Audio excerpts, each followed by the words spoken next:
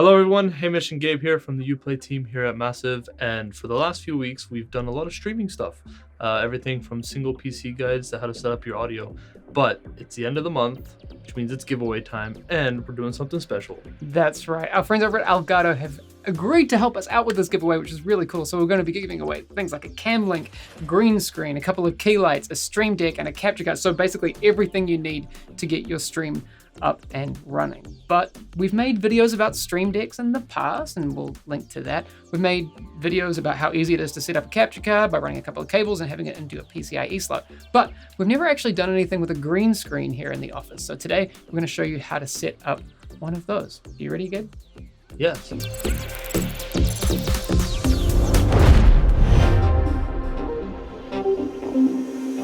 I'm particularly excited today because when I have used green screens in the past, they've been a bit more difficult than the roll-up solution that Elgato have come up with. Seriously, that's 200 IQ. Have you ever done any green screen stuff, Gabe? I have not, no. I just want to do a quick test. Does this look like anything to you, Gabe? Have you dealt with this kind of thing before? No. Maybe, you know, it's the type of like rollout solution you'd have at the beach for like a tent. Yeah, no, it looks like one of those makeshift football goals that you can set up on a field. Exactly. I kind of just want to see Gabe deal with this thing. Science. Yeah, it's like really heavy. Oh my god. Something like this. There, did it.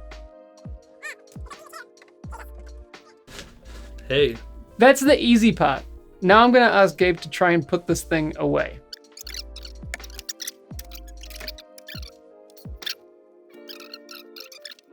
What do I do? Help me.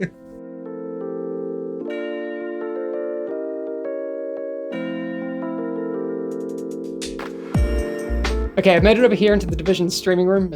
It's just on the other side of the building, so it took me like 2 seconds.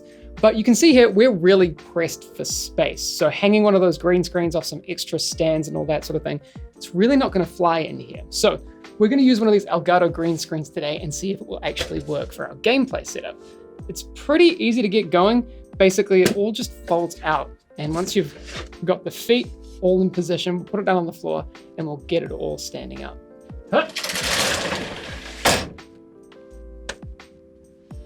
Pretty easy.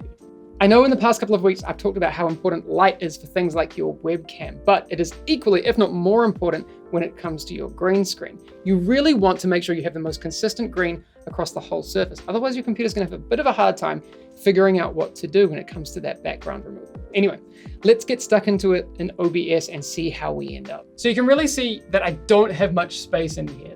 I can literally touch it, my screen and the green screen at the same time.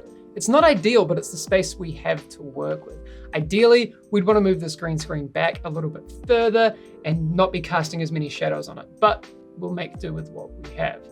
Okay, so let's take a quick look at how our shadows are looking. You can see down the bottom, the light from my key lights is not really hitting the bottom of the green screen. I think that's going to be where we see the most problems. And to be honest, in the future, when we do use a green screen setup in here, I'd probably put a light behind so we can really knock out all of those shadows. We have these Aperture mini lights here in the studio, and I don't think we're going to use those because that's kind of cheating. Let's go in here and add a chroma key. You also have a color key option, which can be good as well. You might have a different situation going on in here. Maybe you have a blue screen, but you probably don't. If you're going to be doing this, you likely have a green screen because unless your skin is green for whatever reason, that's definitely the best way to go since it's the farthest away from our flesh tones. You will also want to make sure that you're not wearing any green. Okay, so let's add the chroma key. So right out of the box, that's looking really good. My shadows aren't making too much of an issue here. Really cool. Okay, so anyway, let's set this all down here. In reality, these bottom ones aren't really related to your chroma key, so leave those unless you're looking for a specific effect where you're kind of like a ghost and you're kind of see-through. Stay away from it. Okay, so you'll see as we start to head towards similar colors to our green, we're gonna, yeah, there we go. Start knocking away that green screen. Nice. Now, what we're really worried about here is how much of this can I remove? Okay, that looks pretty good. before I start removing the stuff I don't want to get rid of. Yeah, we don't want that. Okay, you can see in my hair, actually, there's still some green coming through. When we get that noise down around here, we've probably gone a touch too far. So let's just head back down until that calms down. Right, that's looking pretty good. That's actually pretty solid. What we can do now is adjust the smoothness. Now we don't want to go too far with this because it's very quickly going to get out of hand. But a little amount of this, I'm just going to go up a few, might be able to deal with my hair a touch. That will likely do. I mean, for me here, we don't really need that much at all. And then the color spill reduction is basically going to tell the edges of that space how much of the color do we want to get rid of. So we don't want to do too much here because again, this is just going to take the green out of it a bit. So what I've actually done with these two Elgato key lights is I've faced them more onto the green screen than I had previously. So we're getting those shadows knocked out a little bit and they're not so harsh. It's really good to have two of them because basically what that means is they're fighting against each other to make sure that either of the shadows cast by them is not too harsh, making the green screen process a whole lot easier. All right, so time to test this a little bit further in a practical application. We're gonna make myself a little smaller, which is more forgiving. We're gonna crop. So we're gonna alt drag in that one and we're gonna alt drag in this one. And then I'm basically in space. So that's pretty cool. We'll leave this big so we are not being too forgiving to ourselves. And we'll just play this video and see how we end up. Okay, this is looking pretty solid.